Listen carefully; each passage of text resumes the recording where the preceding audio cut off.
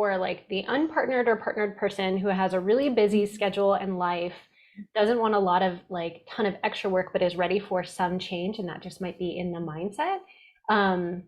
And who's just tired of continuously avoiding sex, either consciously or subconsciously.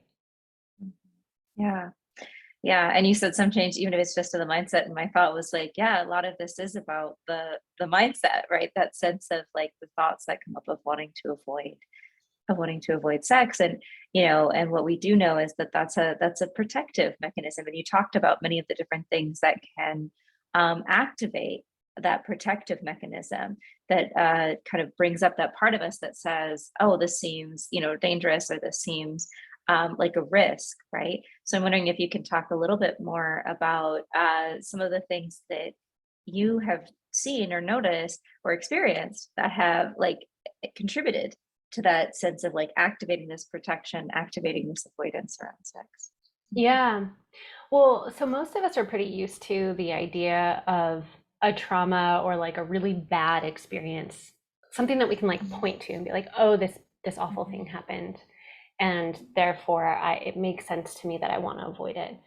So while that is like one component, there are two others that I think are important to note. One is like this idea of a little t trauma. So the first one I mentioned is like big T trauma. And then there's like little t trauma, which is a thing that we're not used to calling as trauma, but really it creates the same sort of trauma response happening in the body. And it might be something like, well, it was just one time and that happened a while ago. And I've talked about it a lot in therapy. So like I've processed it.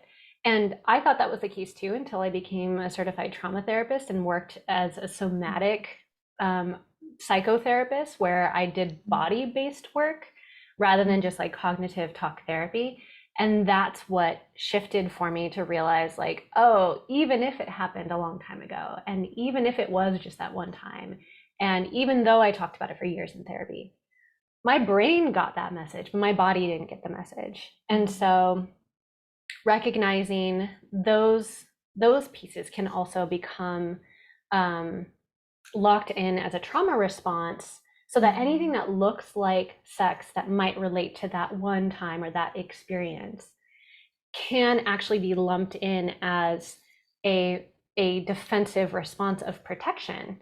And so really identifying if that is the case. And then there are other components, like the sort of third component are these emotional ideas around our bodies and sexual interactions with others and the way that we just show up in the world. Like perfectionists and like high achievement driven individuals tend to really resonate with this work because we talk about how high expectations can cause a defensive protective mechanism of, what if I'm not doing the sex right? Or what if I'm not aroused enough? Or what if I don't know what my partner likes? Or what if I don't orgasm quickly? Those like thought processes really get in the way of our ability to be embodied and enjoy.